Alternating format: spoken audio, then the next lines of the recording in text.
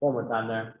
Welcome y'all to the meeting this week. If you haven't had a chance to take a look at the Cyber Challenge of the Week, it's up here. I believe we've got that up on the website, correct? We will have it up on the website very quickly. IQCF.org/challenges. That's where that'll be at.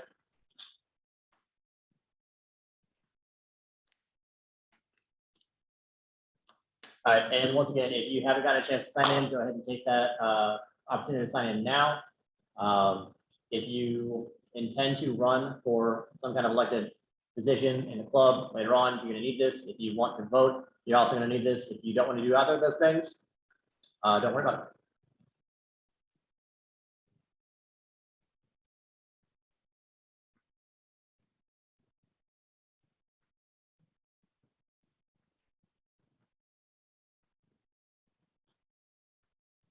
All right, now today's topics. We're going to go over some announcements. We're going to go through the previous week's Cyber Challenge. We're going to do current events with Caleb, Tool Time. We will have Austin doing Nmap, and our main event will be cryptocurrency with several individuals. Plus, we have a few guest speakers. Guest speakers are Bram, Cohen, and Hoffman. I'll tell you more about them when we get to the main event. But please make sure to stay tuned after the event. We have a special announcement we'd like to make to y'all. All right, so some announcements. Aviation CTF results. Jeffrey, you want to kind of cue us in on that a little bit? Thank you. So yeah, over the weekend we had two UCF teams compete in the AI Stack Aviation CTF hosted, I believe, by Emily Riddle, and the results are in. Our teams got first and fourth place. So the first place team was myself and Cameron and Caitlin Whitehead, and the fourth place team was with you and who else? Bill Earden and Chris Fisher. Okay, so Chris Fisher, him, and Bill Irvin. So yeah, overall, our teams did very well. We placed, as I said, first and fourth out of about 19 teams.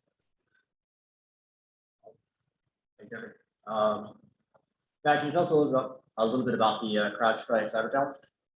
Yeah. So the CrowdStrike Cyber Challenge starts this upcoming Monday, October 4th. It's hosted by CrowdStrike, and it serves as just an old fun CTF that you can try. And if you do well enough, you have the possibility of getting an interview with CrowdStrike for a full-time job or an internship, depending on your status in school. It's fun. I'm doing it. A couple of people that I know are doing it. Doesn't hurt to do it. It's free. It's on Cyber Skyline, where NCL is. So feel free to join. Awesome. We got Hacker Halted coming up on the 7th and 8th. Now, I don't know if y'all have gotten emails about this, but this is a conference that goes on, and tickets for this are usually like really expensive, but they're giving out free attendance to the virtual segment on the 7th and 8th. So you should definitely check that out if you have some free time. It's always a good conference, and I believe that's hosted by EC Council, the same individuals that certify individuals for the certified ethical hacker, among other things. So definitely worth checking out. Also, just putting it out there, we've had some requests for information on how to join the CP teams or the UCF academic competition teams.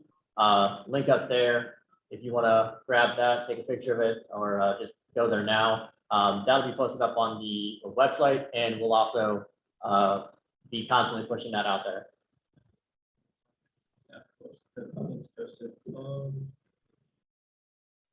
Awesome. And to start a couple things off, we are doing our first workshop of the year this Saturday at noon in Cyber Lab. We're doing a GitHub workshop. Jake, you want to tell us a little bit about that? Yeah, so a lot of people are unfamiliar with Git and GitHub and kind of how it all works together. So we're going to spend a few hours just going over some pretty complex Git commands, because it can get really complicated and really messy really quickly if you're unsure what you're doing. So it's like a great way to like start getting into like using a terminal shell and using Git, if you ever plan to do like software development. Just before you get there, make sure you have a bash shell installed. And if you don't know what I'm talking about, just come talk to me after the meeting and we'll get you set up. Awesome. Thanks. That will not be on Zoom. There's a question in the chat that will not be on Zoom. That will only be in person in the Cyber Lab. Awesome. So to walk us through our cyber challenge solution last week, we got Matt. Yep. So did anyone try it at least? Or were any of you able to solve it? All right, yeah. So this is a image, right? And so basically what I wanted you to do was to use this or this one. Sort of, there's two parts to this. There was a hidden part with the hint.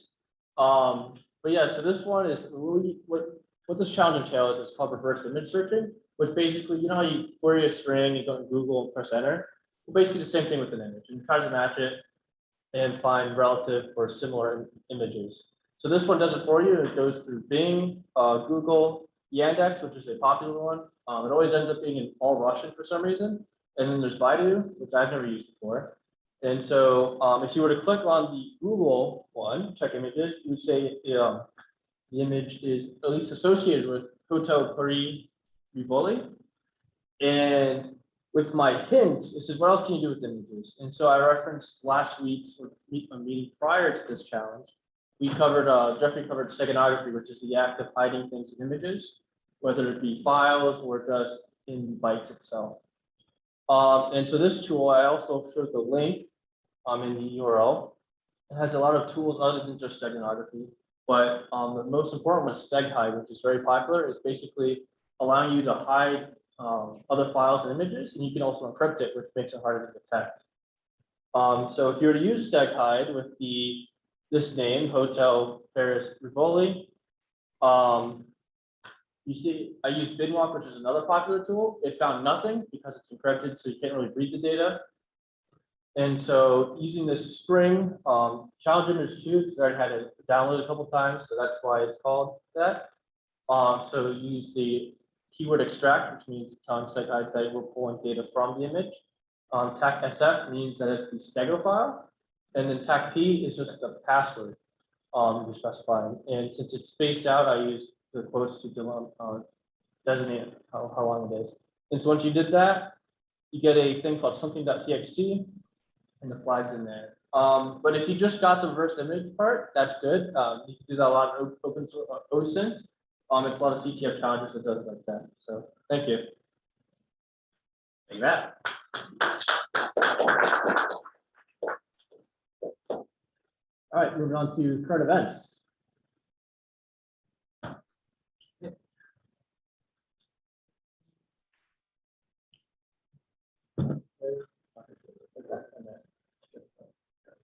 Okay.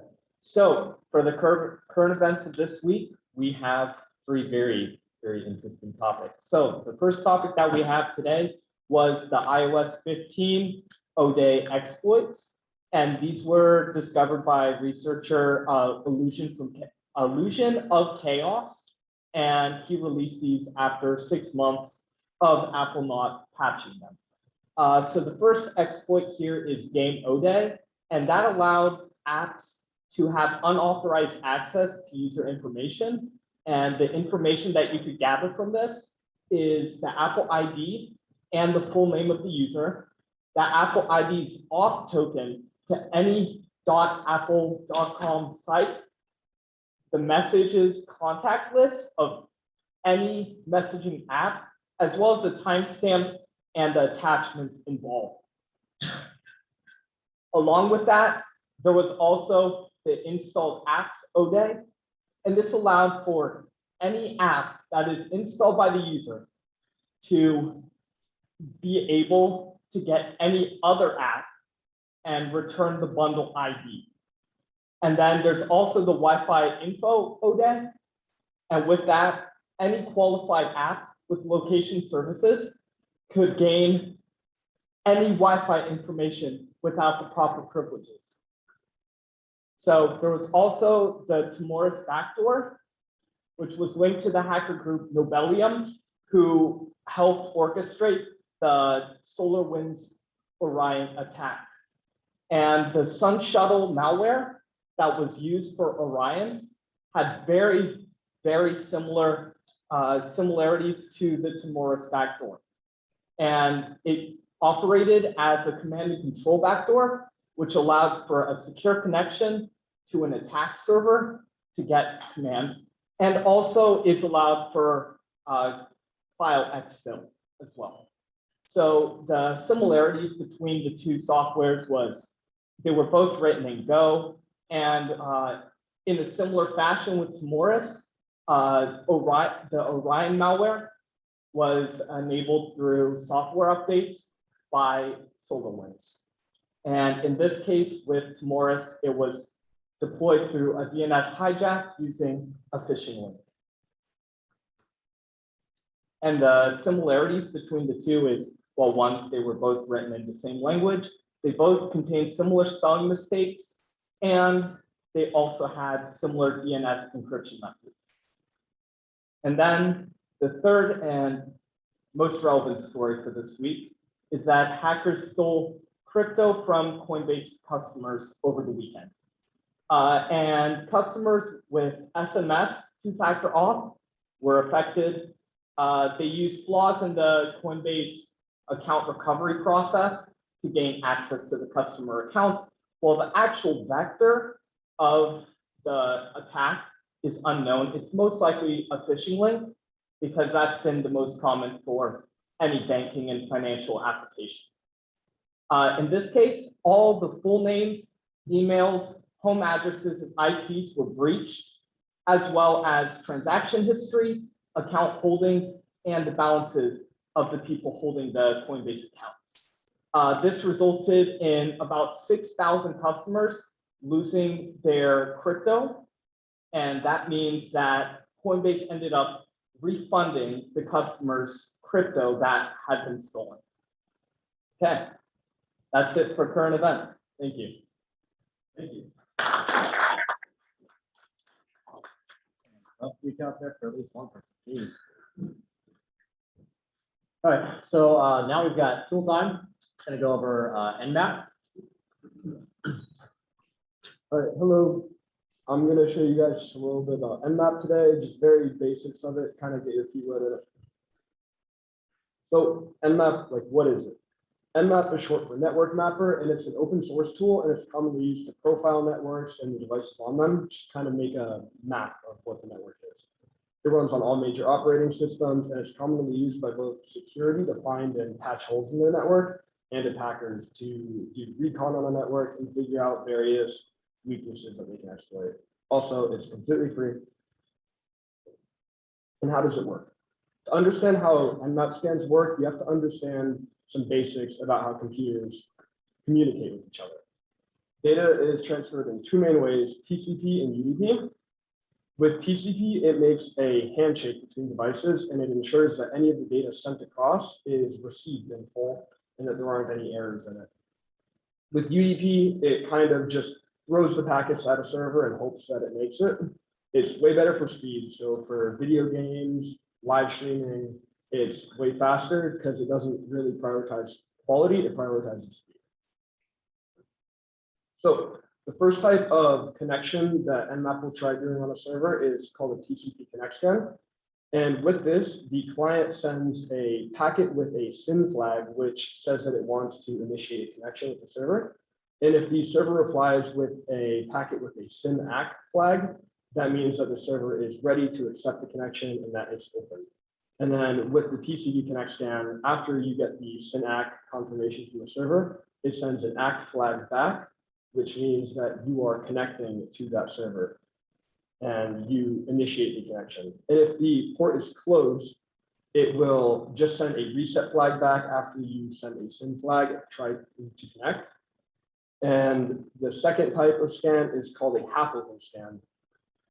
It's pretty much identical to the TCP connect scan, but with this one, instead of actually connecting to the server, right when it acknowledges and it says that it's ready for you to connect, you send a reset flag, which just puts a break in the connection and you don't actually connect. This is going to be way faster than the connect scan because you don't have to deal with connecting and then subsequently disconnecting. And also some applications will not log if you don't fully connect to them. And then if a port is closed, it's the same thing, you should get a reset flag back. And then with UDP scans, you're just throwing UDP packets at a server. And if you receive nothing back, then the port is most likely open. And if the port is closed, you'll receive a ICMP packet back showing that the port is closed. So here's what Nmap looks like in the terminal, and here's an example scan. Can we say why we're showing the screenshots instead of showing this I have a live? live demo. All right. But it's completely offline. Okay. So with Nmap, this is what it looks like in the terminal. So at the top is when you actually initiate the scan. You can see that I have -SS, and that's what initiates the half open scan. And then you put the target IP. And after that, you can actually select what ports you want to scan. So for this scan, I selected ports 0 to 5000. And at the bottom, you can see the results of the scan. So it got ports 21, 53, 80, 135, and then 3389. They're all using the TCP protocol, and they're all open. And then on each port, you can actually see what service is running on it. So there's an FTP server, domain, HTTP, MSRPC, and then a MSWT server. And then now I'll actually do a quick live demonstration. Let's play the HDMI. Are you co-host? Yeah, you're co-host, right? Can you make me co-host real quick?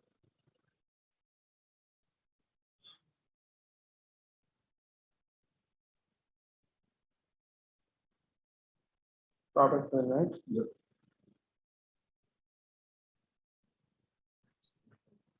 Jeffrey, can you make Austin co-host? I got it. Oh, cool.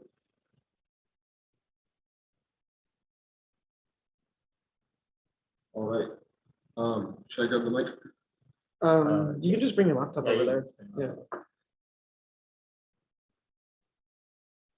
All right. So right now I have a virtual machine running. It is completely offline, not connected to any networks. I'll explain more on that in a little bit. So I can run a scan of just my local machine right now, and you can see that 0 ports are open. So what I can do is actually open up a just basic HTTP server on this device, which will host on port 8000. And now if I do another scan of my computer, you can see now that on port 8000, there's a TCP port, and it's actually running an HTTP server. And then Nmap lets you do a lot of other things. So what you can actually do is do -O, and that will try figuring out what OS the machine is running. So here you can see it's running Linux 2.6.32. Can you guys see that in the back okay? Can you guys read the screen a little bit, or should we make it a little bigger? Can you make it a little bigger by chance? Like, Let's switch shortcut to. I don't actually know.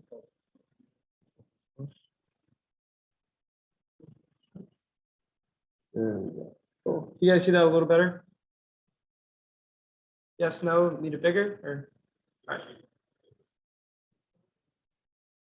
It's what? Good. There you go.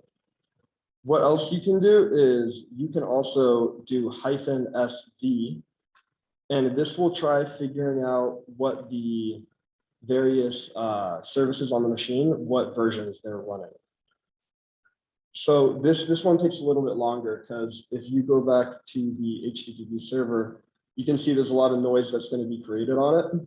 And it's going to keep sending requests and trying to figure out what type of HTTP server it's running. And after about a minute, it will come back with the right one, which in this case is going to be a Python simple HTTP server.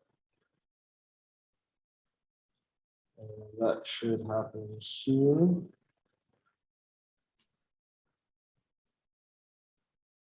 Yeah, you can see like you leave a trace if you try doing stuff like version scanning. There's going to be a lot of noise created in the server.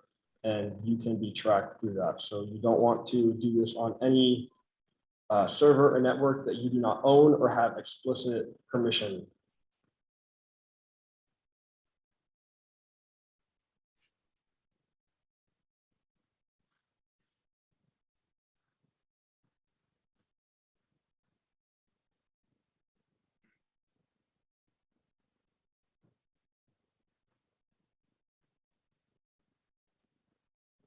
And then while this is going, one more thing I can talk about is the half open scan is how I said it was considered way more stealthy because a lot of applications won't log. Right after this is done, I can actually show an example of that. If I do a full connection scan, you can actually see in the HTTP server that it receives a connection and that connection is closed. And if I do a half open scan, you cannot see any of that. So here we can see that it actually received the correct version of the HTTP server. It's a simple HTTP server running on Python 3.9.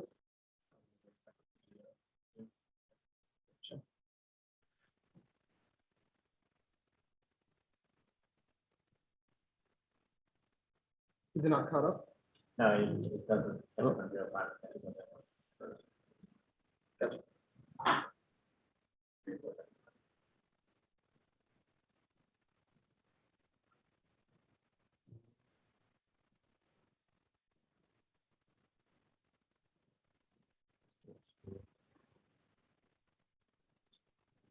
Jason.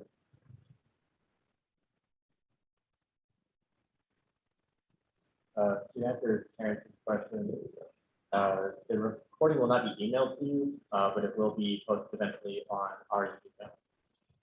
So here at the bottom, you can see the result of this one is way more detailed in what service version is running.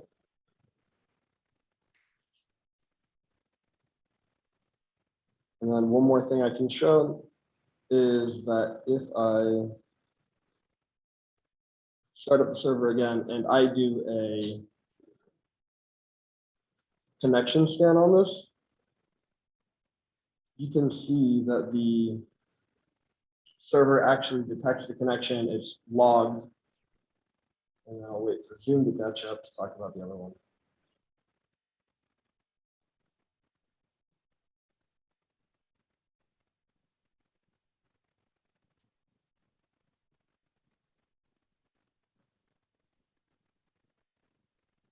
If the demo gods will allow it. Actually, I see where I should. Yeah. All right, there you go.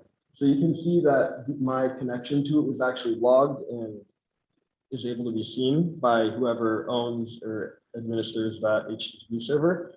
But if I do a half open scan where I never actually fully connect, it works the same exact way. I get the correct ports, but there's no connection listed in the logs.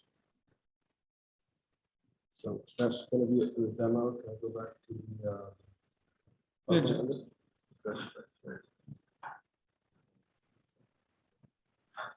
there we go.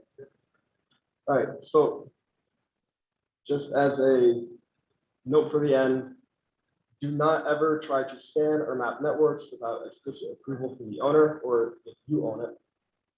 If you use Nmap to attempt to catalog any UCF internet or any UCF services, it is completely against UCF policy and is subject to disciplinary action and immediate loss of network and computer privileges here.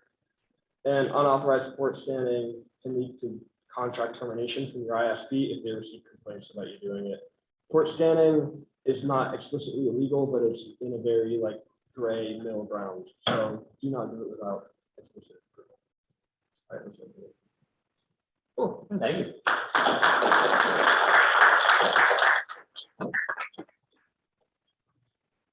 All right, come up. And that brings us to main talk tonight. We've got cryptocurrency with Jake, Ethan, and AJ. Cool, how's it going, guys? Oh, yeah, go for it. Sure. Cool.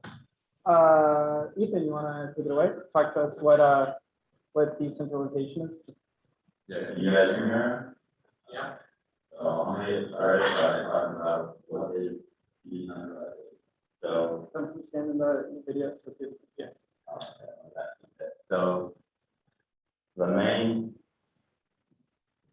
the main thing that's not the same in a traditional currency like the US dollar and cryptocurrency is that the US dollar is a centralized currency where a cryptocurrency is decentralized. So this has a lot of impact on the way that transactions are verified and of the privacy of the users involved in those transactions. So you can see in the first model about the diagram, a trusted third party, be like a bank or a credit union, they are the ones that verify the transaction to make sure legit, I guess. So for example, I want to send $5 to Jake. I get my bank, Jake's bank, to verify the transaction. And as you can see from that line, none of that information is available to anyone except those three individuals, me, Jake, and Jake's bank. So AJ has no idea that I sent Jake $5. He can't be jealous or anything. Where in cryptocurrency, if I just want to send Jake $5, it wouldn't be dollars, it would be whatever that cryptocurrency is.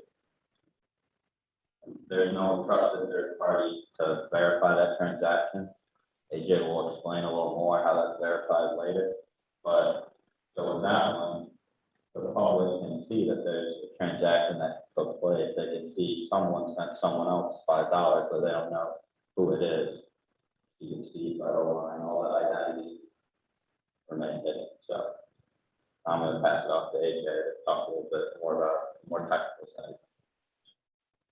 All right, so I'm AJ. I'm here to talk a little bit more about transactions and blockchain as a whole. So before I kind of start talking, I just want to clarify that this diagram right here is not the blockchain. It does look like a bunch of blocks that are changed together, but this is not the blockchain. This is just a list of transactions that are taking place. So in transactions, everyone has two things, a private key and a public key. The private key is used to send, I'm going to say Bitcoin just to keep things consistent, but any kind of cryptocurrency around, and the public key is used to receive the cryptocurrency. The public key is often referred to as the address. The two terms are kind of interchangeable in this situation. So as you can see here, each transaction has a few different parts. It has the inputs, which is the sender. It has the outputs, which is the receiver, and it has the amounts, which is how much you're sending. So with this transaction here, or no transaction variable, this is sending some amount of Bitcoin, some amount of cryptocurrency from owner one to owner two.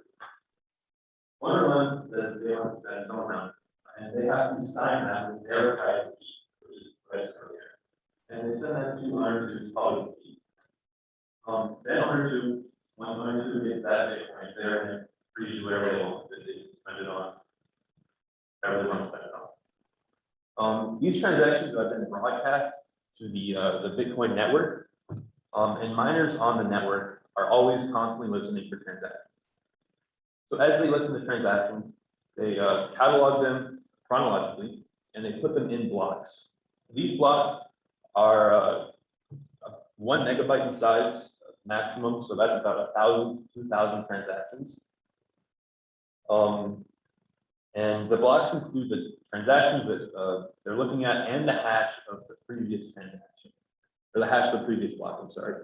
And including the hash of the previous block ensures that you can't modify the previous data, because if you do modify the previous data, that will modify the hash of the current block. So when the blocks are hashed, as I said earlier, they have the hashes of the last block, the current transactions, and also some arbitrary text at the end of it. And the point of this arbitrary text is to provide some kind of proof of work. And what this proof of work is there for is to ensure that it takes some amount of time for these transactions to be processed. It's really neat if transactions can be processed instantaneously, but that's not super great for the security, because then people could just create their own branches of the blockchain and then everything will get all out of whack. So what this proof of work does is it looks for some string of text you can put at the end of the transaction to make it so the hash starts with some number of zeros. This number of zeros is determined dynamically by the algorithm and the amount of computing power that's available on the blockchain network at the time. So if there's more compute power, that means that on average it would take less time to find that amount of find that text and generate that number of zeros. So they want to keep it consistent at around 10 minutes. So they look for more zeros when there's more compute power and less zeros when there's less compute power. So once that string of arbitrary text is found, it takes a long time. It takes, if you're looking for 30 zeros, that would take 1 billion different strings of text that you would have to kind of automatically generate and look through to find that. So once it's found, it is rehashed, and then that block is then broadcast to the rest of the blockchain network. And the rest of the network then accepts that hash by using it in their calculations. So that kind of explains why an attacker can't catch up to the network, because in order for the hacker to catch up to the network, they have to spoof all of those arbitrary strings of text over and over and over again for that entire branch of the network that they're looking at and that they're trying to spoof, which could be feasible for 1 or 2 blocks, but for anything more than that, you would have to have more compute power than the rest of the network combined, which I don't know if you guys know how big the Bitcoin network is, for example, but that's a lot of compute power. There are like many farms of just RTX 3090s just constantly looking for these strings of arbitrary text. So that provides a really big layer of security. Because as Ethan said earlier, there is no trusted third party that verifies everything. So everybody kind of has to trust each other, and the only way that they can do that is by looking at the chain of longest amount of history. And the chain with the longest amount of history is the chain that has the most compute power behind it. And that's the whole point of proof of work. So I don't know if Jake wants to explain more about the problem with Bitcoin. Yeah. So let's just talk about like long-term problems, right? With some of this proof of work stuff. It's really expensive in electricity, right? And the cost of electricity is centralized based on what country you live in. So it's not as decentralized as it possibly could be. So crypto world is kind of looking for a solution to that. Graphics cards. So what people found out is for mining, right? For finding these like SHA-256 sums really quick. Microprocessors on like graphics cards are a lot better at generating these things than like the cores of your CPU. So it ended up with a lot of people buying like single-use hardware, like graphics cards that you buy and burn out. They're really expensive to run too. And it's also wasteful in randomly generated data, right? Like we're randomly generating all these hashes and we're creating like all of this data, but that data is lost if it's not like a good hash to solve whatever hash challenge in the blockchain. Okay. So real quick, just as a technical thing, for like people who aren't super familiar with how cryptocurrency wallets work. There are mainly like 2 types of wallets, other than like you have to make a Coinbase or like some trading platform. You'll have your crypto in either a hot wallet, which is just a computer that's connected to the internet at all times, always synced up with the blockchain, or for like a more secure wallet, you can generate your public and private keys and then just like print out like the data on a QR code or like a mnemonic phrase or something like that, which will give you your public and private key. And you can basically just keep that piece of paper completely offline, never even have to go to the internet. You can just generate it and print it and then keep it. You can just send your cryptocurrency to that address if you're farming or mining cryptocurrency. And then there's like 0 risk in your cryptocurrency being stolen. But don't lose that piece of paper because that would not be good. You would lose your crypto. And there are other types of proofs like staking coverage to try to be a little more efficient than this proof of work thing. We're going to be getting into proof of space because electricity is cheap when using hard drives, and we're trying to not, waste this randomly generated data. So to join us for a little like Q&A, kind of tell us more about what Chia is. Chia is a cryptocurrency that aims to solve a lot of these problems that Bitcoin has. We're joined by Bram Cohen and Hoffman, who are the founders of the project. And I guess let's get into it. Hey guys, how's it going? Hello. Hey, let me see if I can get your videos up here on the screen for people to. There we go. Can I like split screen things on? If you switch on the crypto, you can make it. Bram's pretty here. I think I think it's not share. All right, so there's Bram. Hi, Bram. Hello.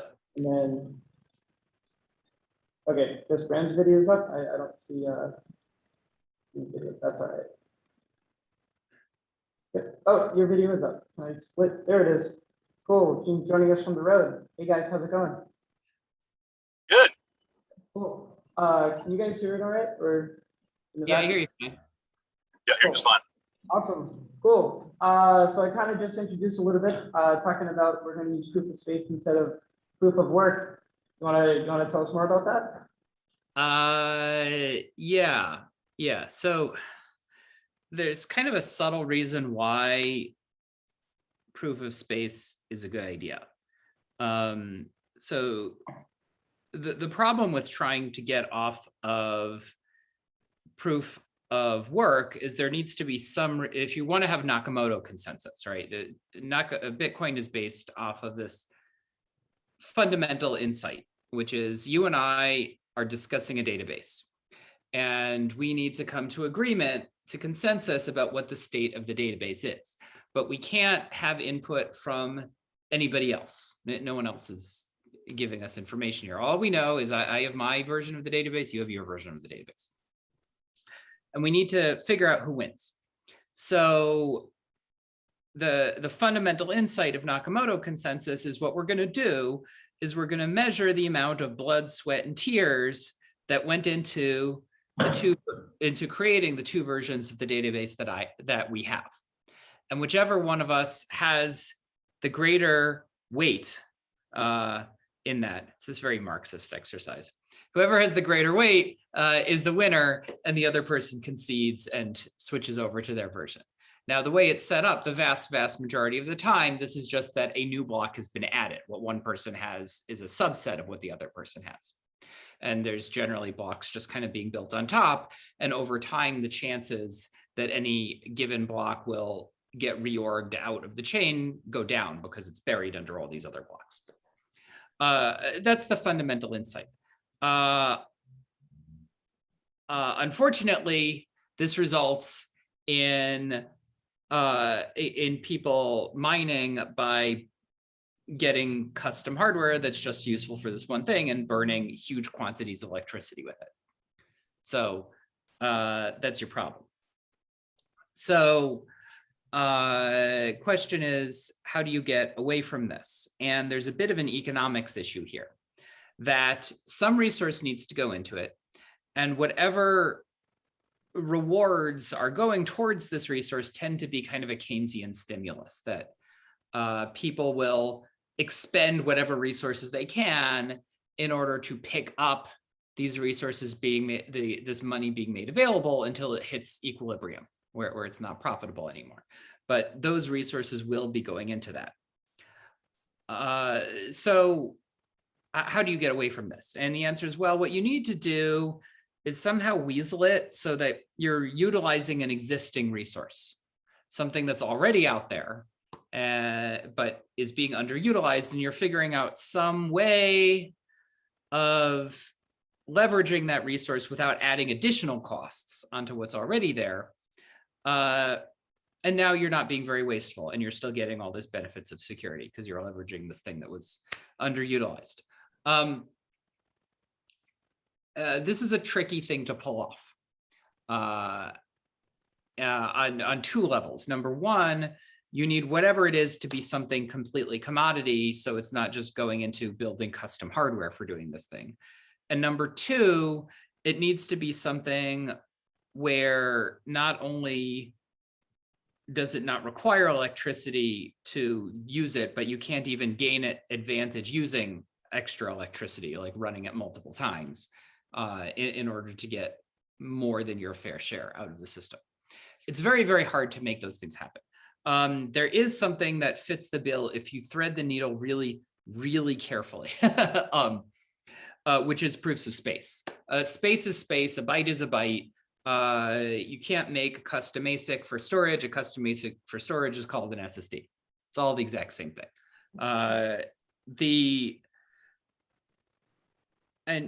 On an intuitive level, you can think of the way to make a proof of space is you generate a whole bunch of public keys, you store them in sorted order on your hard drive.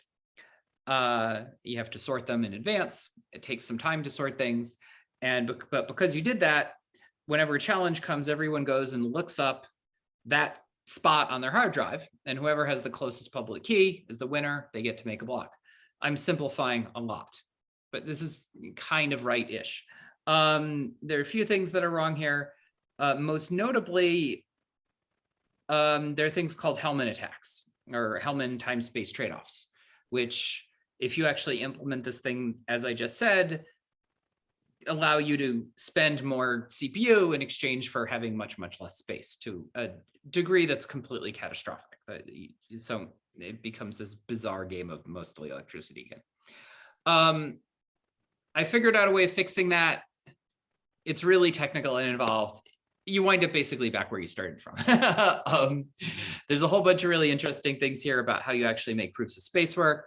There's a bunch of things about how you do work difficulty resets. So cryptocurrencies can't just have one difficulty level for all time because people join with more resources, and you don't want to be just printing, infinity money for all these resources that come out. You want it to come out on a schedule. So there are what's called work difficulty resets that turn out to be, in a very, very obfuscated way, essentially declaring that rewards go out on a schedule. If the blockchain is claiming more rewards than should have happened by the current time, you look at your watch, then you say, oh, this is no good. It turns out a critical part of validating a blockchain is you look at your watch. And I'm showing I'm old, as if any of you have ever worn a watch. Oh, you have one. That turns out to be a critical thing for validating blocks. The system doesn't work without it. And then specifically when you're doing proofs of space, you have all these attacks where someone can just do a reorg of all of history because most of history had less difficulty than the current chain has, or they can redo the most recent period over and over again in different variants until they find one that works out better for them and introduce that. These attacks are all created by you made it not cost anything to farm, which actually enables people to attempt to attack it with grinding very easily. These things are fixed by making a whole bunch of things canonical in their representation and some other clever tricks, but an important ingredient in the whole thing is proofs of time. That you need to, when you find a proof of space, you need to validate that using a proof of time that's attached to it, which makes it so that if someone wants to redo the history, they can redo the history using not very much resources. The problem is the rate at which they build that history will be slower than the rate that the honest blockchain is moving forwards. So you can redo 10 years of history with your own work, with your own capacity, your own space, but it's going to take you 10 real wall clock years to pull that off. So, and by then, of course, the legitimate chain will have extended and your attack won't work. There's also a bunch of really subtleties about how you stitch those two together, making it so that you don't find out the consequences of your actions for a good long time. And by the time you do find out whether withholding something or not is advantageous to you, you have lost that option. You either did publish it earlier and it got incorporated, or you didn't and it's gotten buried. So yeah, that's a very, very fast, high level overview of a whole bunch of things going on with proofs of space. Yeah, that's great. You have about 30, is it a 30-second hard cutoff from like when you report a proof? You have about 30 seconds to report that to the blockchain, and then Yeah, roughly. So there are yeah. there are these things called time lords. Okay, because they're proofs of time, someone has to run the proofs of time. The things that run the proofs of time are called time lords. Running a time lord is kind of like running a full node. It's like you're doing a favor to the network. It's not directly incentivized, because trying to directly incentivize it causes more problems than it solves. But the good news is the time lords don't really get to make any decisions. If there are two time lords running and they incorporate the exact same things, they get the exact same answers. All you can really do is speed things up a bit. And if as a time lord, you're not ridiculously faster than everyone else, and you try and skip over something, some other time lord will be able to incorporate that thing and produce the chain of greater weight than you did. Okay. Cool. Yeah. So is someone gonna find like a perfect proof? Like I think that like for some cryptocurrencies, right? Like you're looking for like an exact like answer to a hash. So technically speaking, the way it works is We can get as technical as you want, by the way. yeah. So you get this kind of stochastic distribution of the arrival times of blocks. And within the rule is within any given period, your chances of getting a block that arrives within that period are proportional to the amount of space that you have. So people's proofs of space aren't actually in conflict with each other. If you and I come up with proofs that meet the current threshold, they can both get incorporated at the same time. Okay, would we both get rewarded? Like if we both had we would both get rewarded for doing that. Does that happen often? Constantly. Okay. Yeah, actually, so in Chia, not every block makes a transaction block because of this. So if you have two different blocks that come in almost at the same time, it's straightforward enough for the time lord to incorporate both of them, even though they didn't know about each other. But they can't both make a transaction block, because now we have two transaction blocks that have potentially conflicting transactions. So the way it works is once every like minute or so, you get a block that actually makes transactions. But until sufficient time has passed after that, that you know nothing can happen in parallel, of the immediately subsequent blocks don't get to make transaction blocks themselves. Basically, if there's a block that makes a transaction block, the other ones that happen sort of in parallel with that, because they're within that window, that grace period, which you have to get your block to the time lord for it to incorporate it, those don't make transaction blocks. But the first one after that window is over, that one also makes a transaction block, and it continues from there. Okay. But the ones that don't make transaction blocks are helping bury everything. So yeah, and there's this other thing that's like really popular, because as cryptocurrencies grow, the rate at which people get rewarded is relatively the same whether they join a pool or not. But their payouts are slower if they were to solo farm versus if they were to join a pool. Those payouts are the same a lot, right? But so pool payouts are less noisy. Yeah. Than if you do it yourself. Yeah. So with the Chia project, you guys have made like your own like pooling protocol, right? Yeah, we actually have a much more sophisticated pooling protocol. So in Bitcoin, when you join a pool, the pool is basically making the blocks for you. You're just contributing this lottery printing exercise, and the pool is doing the actual work. There have been some things that happened in the past which revealed a truly alarming thing, where there apparently were times when a majority of pooling power was actually just running as a light client, trusting, I don't know, random Bitcoin full nodes to make blocks for them. Did the network suffer from that, or? It's kind of scary from a security standpoint. It almost wound up being that there was a fork of there being a lot of weight behind badly made blocks. Okay, The most obvious security problem here is someone could trick a pool into using their full node to make blocks and just send them garbage blocks and keep that pool from making anything. Yeah. so, yeah. It's so, kind of like, ridiculous if you're running, a multi-million-dollar operation that's printing like hundreds of thousands of dollars per day to not be running a full node yourself. It's kind of like, what are you doing that? So, but our pooling protocol is more sophisticated in that all that the pool is doing is smoothing out people's rewards. So the pool isn't making the blocks. It's not, it's not the deciding. blocks are still made by the individuals. They're just putting all of it. Okay. Yeah, they're just committing their rewards, their farming rewards to the pool, and then getting So partial. Is it less likely in like Chia for someone to like make like a false block and try to push that onto the chain?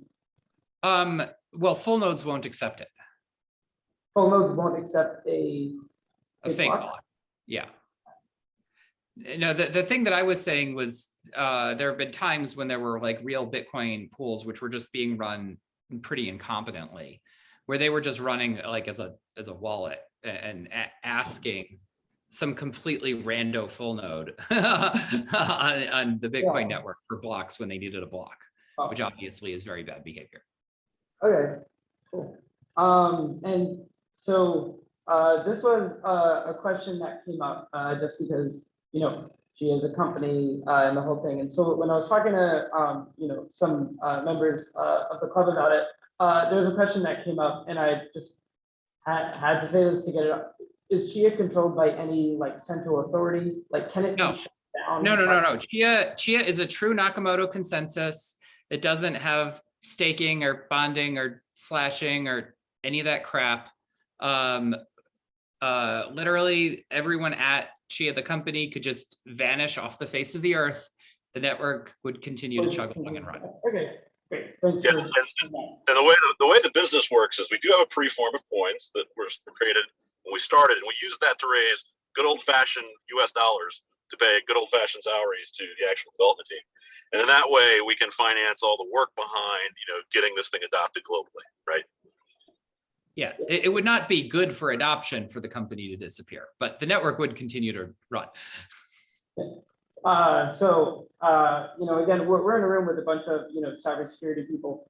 I'm gonna like jump like a little technical real quick because we haven't even done it. We won't get a chance to talk about harvesters and full nodes and how they all talk to each other. But if someone wanted to spin up like a relatively large farm, something that they should know is they can't just use one main node. Their proofs will take too long to report back to the main node. So what some people do is they have multiple harvesters report to one full node, and they're connected with like an SSL certificate that's generated by. Yeah, well, if you usually you'll run like one harvester on each physical machine that's farming.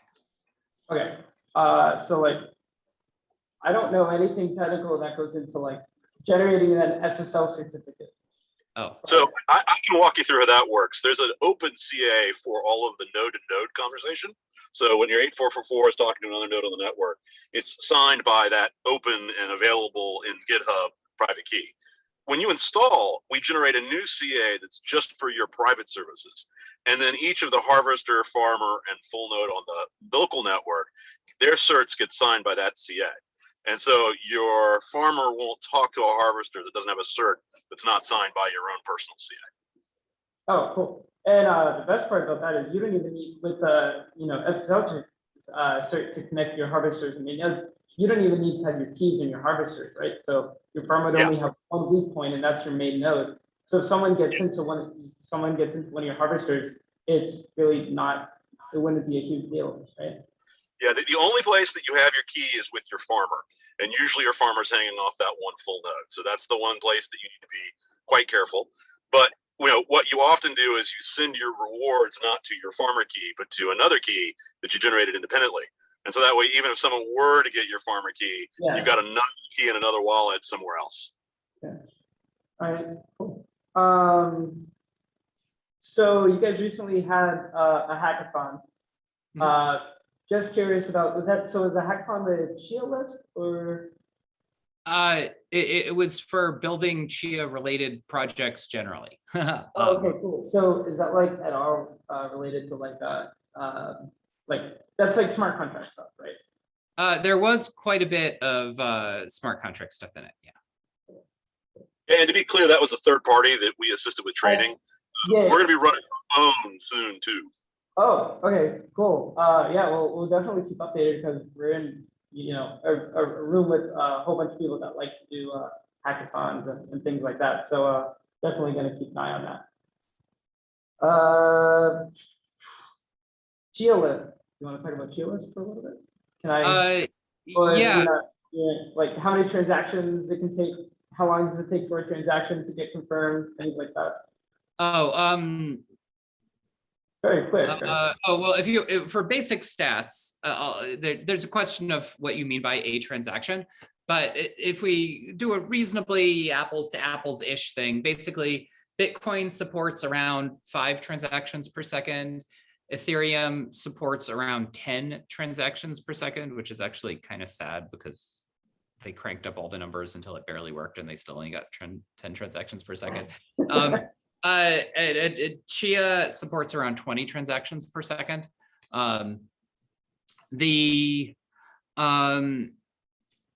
It takes about a minute for any transaction that you do to get acknowledged by the network. And after 10 minutes, it's pretty thoroughly buried and gone, like very reliably after 10 minutes, it's completely buried. And you can rely on it. The Chia Lisp is a very different approach to on-chain programming. Bitcoin works in what they call the UTXO model. Basically, the idea is that the on-chain state of this database, like a cryptocurrency really is a database, fundamentally. It's a secure distributed database, which is this amazing thing, but it is very much a database. The semantics of the database are, well, we have these coins that are currently unspent, right? And there are these ways of unlocking them. The coins specify what you have to do in order to get them spent. And so each coin has its identity and information about how to spend it, and has a size denominated in the cryptocurrency itself. And that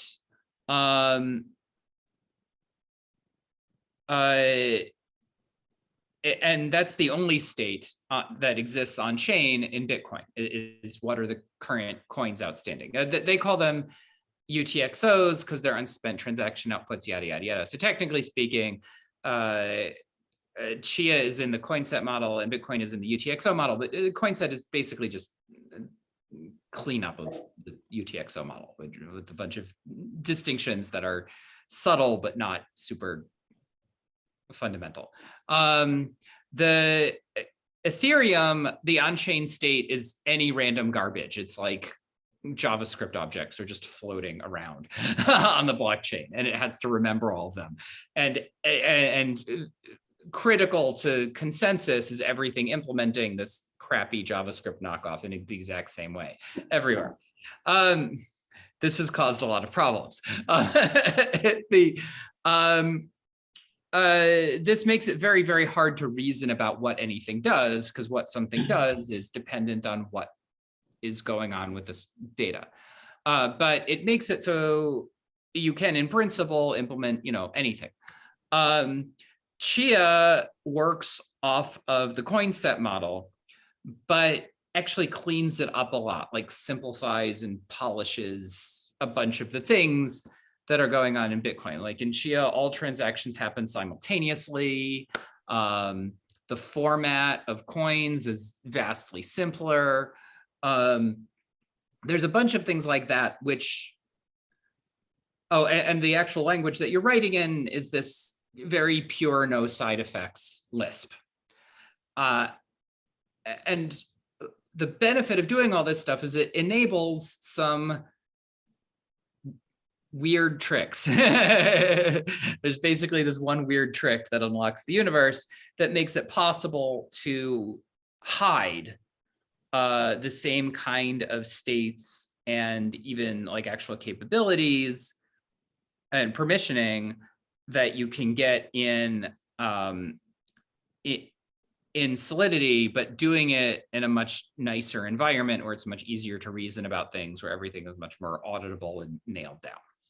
Yeah, cool. So I think that when I first heard about Chia, I think it was on Reddit, and you know the I have currently they're not farming anymore because the net space is huge, right? So like the an estimated like average of the net space is like 36 petabytes, right?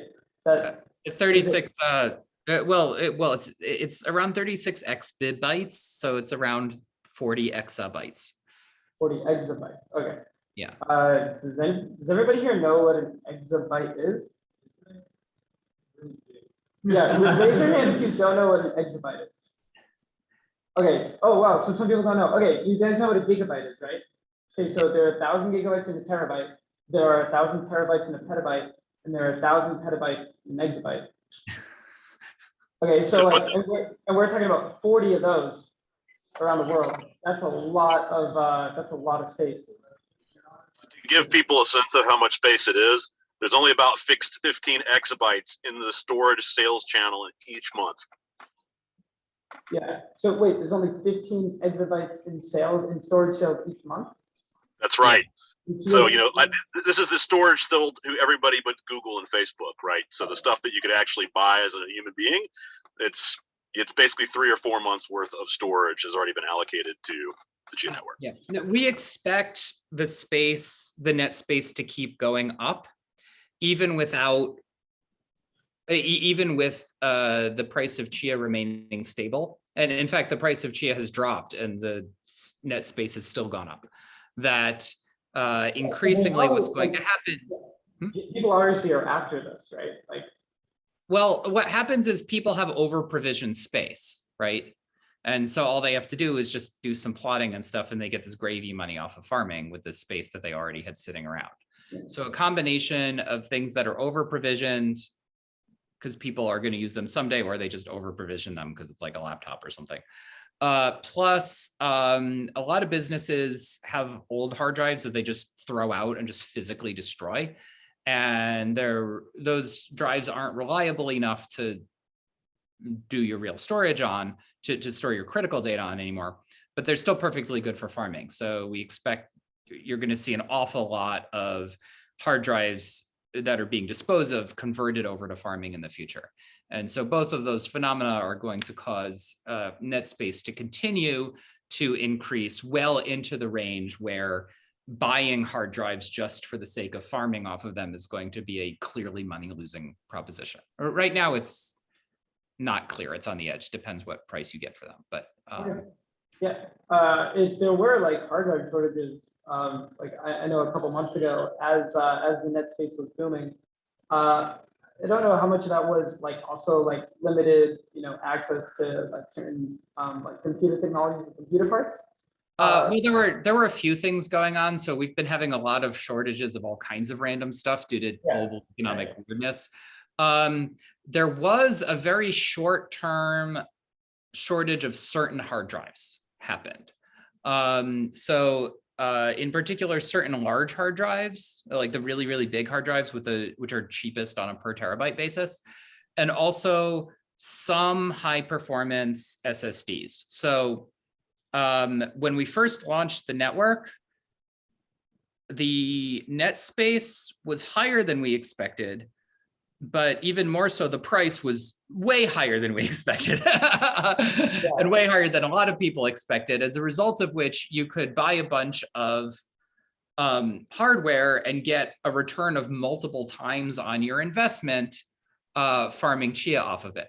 Of course, these opportunities don't tend to last very long. So people were going and buying like whatever SSDs to plot as fast as they possibly could, even SSDs that were going to get destroyed in the process of doing this, because, you know, time's a wasting, get it done. You're losing out on money by not doing this. So there was a bit of a blip of demand for that. But what's happened since is people who are farming at scale, plotting at scale, mostly for them, they've got their plotting rigs already, so they're not buying a new one or anything. They're continuing to do it. And net space has gotten big enough that there isn't this massive incentive to get everything in now. Since the space is pretty stable now, plotting just on your hard drives, which takes longer, is totally fine because you're not losing out on real money by it taking a little bit longer to get this done. So I got the one more question from the president of the club here. Yeah. So I'm going to tie this last question into a question that I was asked over Zoom. Question is, we're talking about all this space that's been allocated around the world, and the question is, where is that data stored? It's stored on just like every day's people's hard drives, and like if someone, like everybody here, if they have 108 gigabytes of like free storage, like they can make a plot file and like cost nothing to run. They just let the Chia client open. There's like this distribution of the size of farmers. There are some relatively large farmers, but a relatively large farmer is like a petabyte out of. They're 40,000 petabytes. Yeah, right. But and then there are a lot of just really tiny things as well, and these all work. It works just fine. But it's a little hard to say where all these things are and stuff. Like if someone has a Bitcoin mining operation, they get a lot of economies of scale. Like you can't Bitcoin mine in your house. Even if you buy the hardware, you're losing money just off the electricity, unless you're not paying for the electricity in your house at a marginal rate, because you're paying retail, right? And someone else would be buying the exact same hardware and they're paying wholesale for their electricity. And so the work difficulty has hit equilibrium where it's marginally profitable to mine Bitcoin using the most cutting edge hardware for doing it, using the cheapest electricity you could possibly get. So if you're not getting the cheapest electricity anyone could possibly get, you're going to lose money doing this. Where with Chia, it's not like that. It doesn't really matter that much how much your electricity is costing you. So people have like pretty big farms like in their garage, like in their house, which you couldn't do a comparable one with Bitcoin because there literally isn't like enough of an electrical connection into your house to support a comparable sized mine. So yeah, if people have like a hard drive that's lying around their house, they can just plug it into their computer, download Chia client, and start farming. Right? It's that easy. Yeah. Cool. All right. Well, I think we're just out of time here for the Q&A. But thank you guys so much for both joining us. Do you have anything else you want to say before we? Yeah, everyone. If you want to work on programming on chain, check out chialisp.com. We have lots of info there about how to go about doing it. Okay, Yep, cool. and we'll be back with hackathon soon. Cool. We're definitely going to keep an eye out for a hackathon for sure. Thank you guys so much for joining us.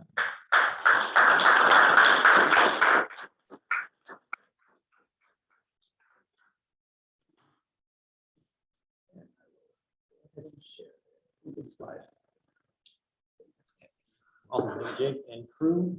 Great presentation. All right, so I don't think I clicked on it. Oh, this is just a slide on their last hackathon, but we're going to be keeping an eye out for their next one. Here's a slide. Oh, I don't know. They said they put a slide in. yeah, so kind of drawing things to a close, y'all. Definitely, if you want to come out and help organize the club joint operations, you want to get up here and talk about something, you want to maybe give a workshop, or maybe there's something you specifically want to learn and you just don't like hear us talking about it at all, come to ops, talk to us. You don't have to show up in person. We do this on Zoom every Tuesday at 8 p.m. We'd love to have you come out. And one more thing, I think our infra crew would like to make a little bit of an announcement.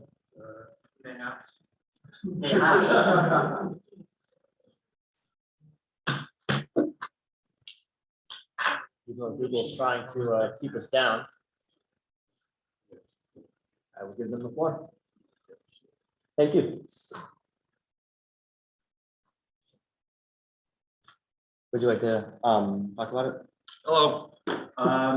You may have recalled some of us coming to up like 3 or so weeks ago, announcing the private cloud we were building for Hack UCF members. That was in private alpha at the time. So we're ready to move on to the next phase of that. And we've had a couple people help us out with info. We're thankful for that. And us here on stage, Sport now, have been the long-term primary drivers of this project. So we worked real hard to make it by this deadline. Today we're going to actually be dropping the public beta of our private cloud. And what that means is that all current dues-paying members will be granted access to our private cloud. Before it was a select few ops members, but now current and future dues-paying members will automatically get provisioned into the system. So if you're not familiar with private cloud or not seen it before, it's basically a virtualization platform we can log into and create virtual machines based off of some of the ISOs that we have.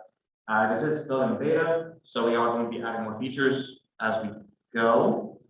And so things like different networks you can add, like a private network for just your VMs. Workshops are going to be integrated into here to some capacity. So if we have a workshop that requires a sort of virtual machine that you want to prepare or things like that, we're going to have to publish those to this platform. And then with a one-click install, you just have a machine with like Splunk or a machine with Git installed for one of the workshops. So that's coming hopefully next semester. So yeah, anyone want to say anything else before you? Yeah, so everyone who is eligible to access the private cloud, that being dues-paying members, will be getting an invite over email, specifically their Knight's email, in the coming moments. Let's just hope this works. Want to say anything else? Like, we're going to send you an email, and once you get the email, you'll be able to head over to the Cyber Lab in person, connect to the Cyber Lab Wi-Fi with the credentials we send you, and then use those same credentials to log into the private cloud. We also highly advise you change your password because it's a temporary password.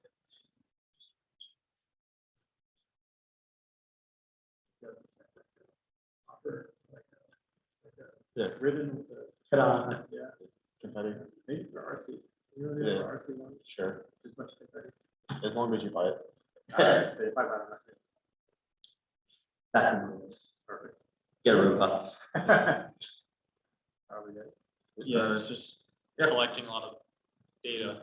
Gotcha. Jeffrey, it's still on, based on the VPN only from the cyber lab, correct? Yes, right now it is only physically in the Cyber Lab. We're still waiting for a couple things to be ironed out before we go all in and like publicly announce our VPN access.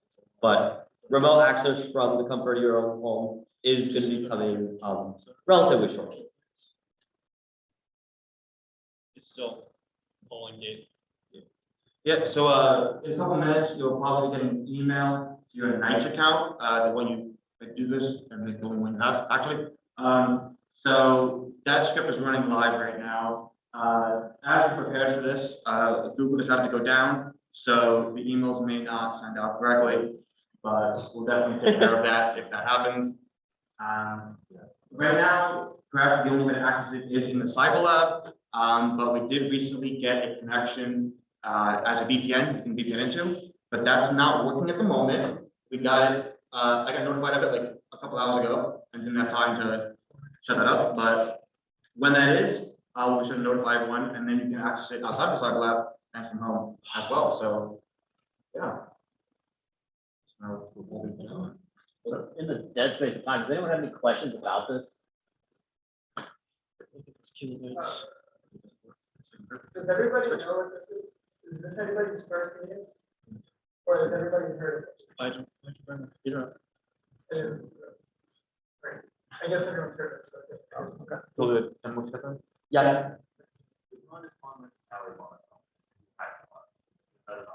yes. Oh, yes. So Anonymous Scrubber was asking if you wanted to spin up a Kali box and do hack the box on it. Can you do that? The answer is yes. Kali is one of the kind of pre-installed ISOs on the platform. And you can use, I don't know the exact quotas for general members. What would those be?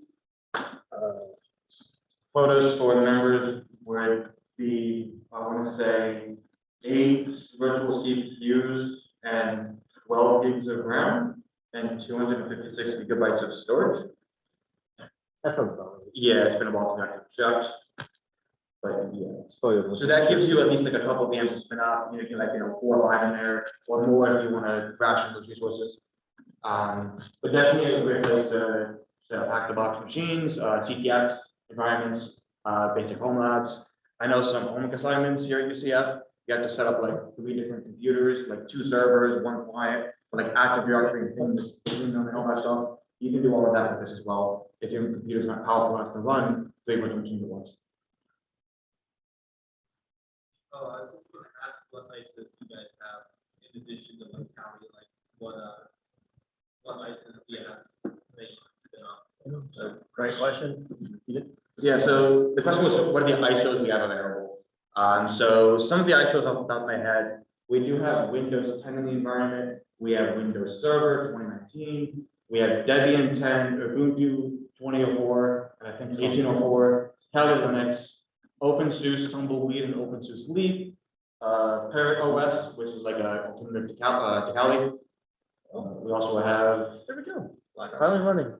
some Black Arch in there as well, which is There's a lot. other. No Manjaro, unfortunately. Yeah. Sorry, my jar isn't working VMs.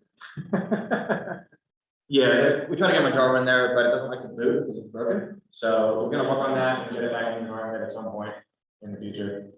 It's a list that's ever expanding. Do we say the list already? We're not the list. Oh, sorry, what? I didn't put it over. There's been a request for Temple OS. We'll have to look into getting Temple OS. It is a legacy system. It does not support network adapters. So we have to add some provisions in there, but that has been the thought. On that note, if they do have requests for ISOs or changes, how would they go about like filing that?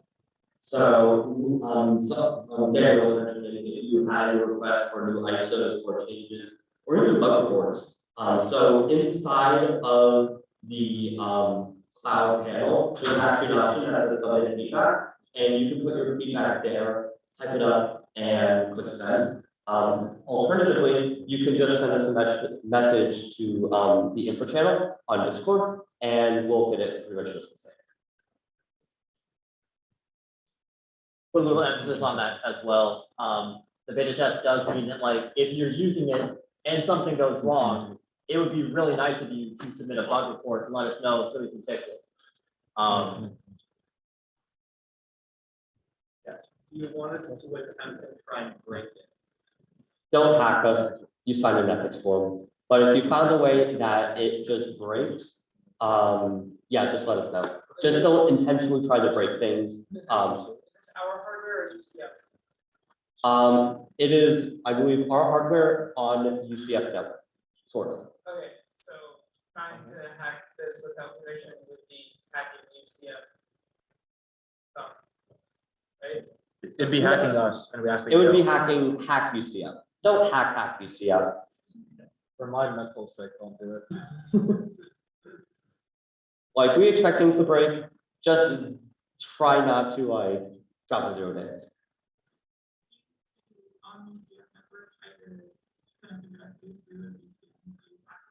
The VPN, once we do get that up and running, it will be available anywhere. But while we are working on that over the next week or so, you would have to be physically in the cyber lab. Connected to the satellite line. And connected to the satellite line. 4 hours ago. Yeah. We haven't had time to get it working.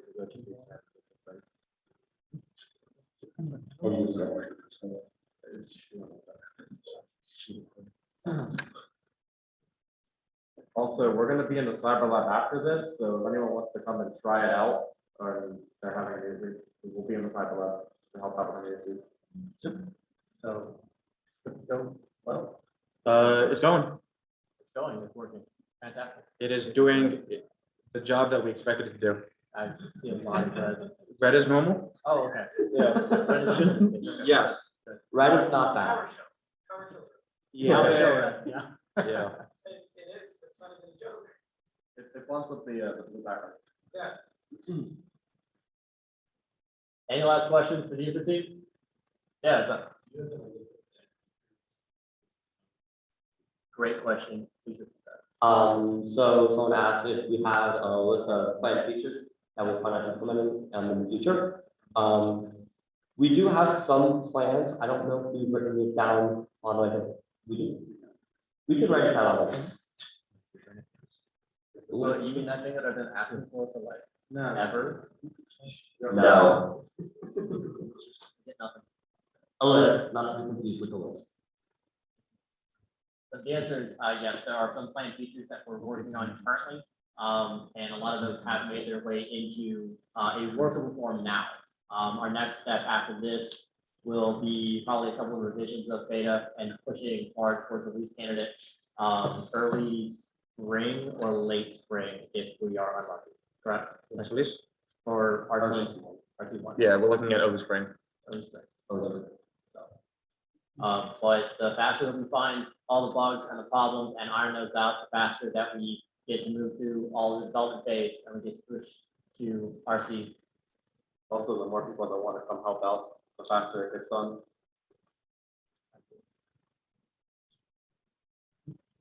As on the chat comments did, when ETA workshop for the Hack UCF Club, that's essentially after this meeting.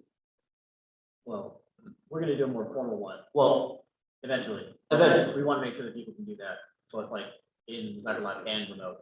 yeah, Right. that workshop is some weeks away. But hey, you get the best around with it tonight. All right, final questions.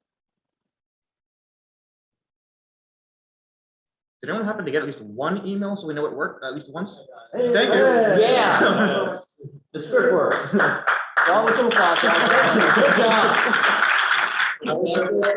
Good job. We should have had everyone turn their bringers on so we could hear it. Auditory. Thanks, sir. Good job.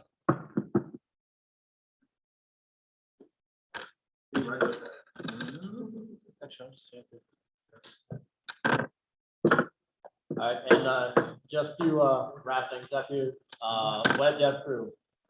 Do you have any anything to say? Requests? Pages?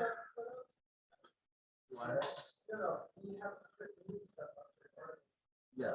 Okay, so I need help putting news articles on the website. So if you want to help with news, find me, you can talk to me.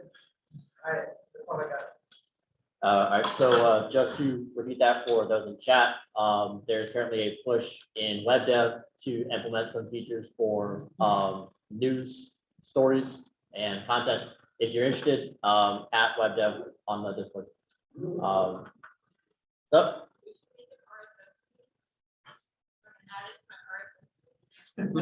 I'm pretty sure Squarespace has RSS. If not, I want to hurt someone.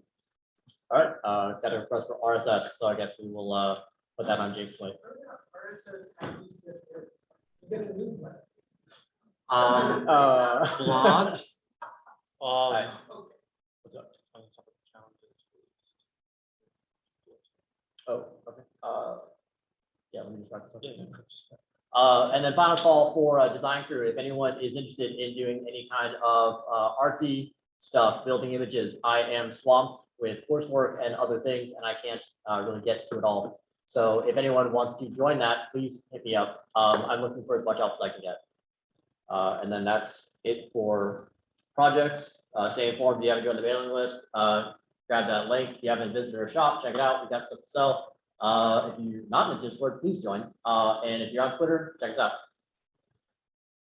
All right, thank you. And we'll end with Matt. Yeah, so the challenge posted on the challenge site for this week, I made it. It's under hackucf.org/challenges, and just click today's date, to October 1st. It should be there with every alternate information. So thank you. All right, thank y'all for coming. We really appreciate you. We will be moving over to the Cyber Lab after this. So if you want to come hang out, you can catch us there. Thank you.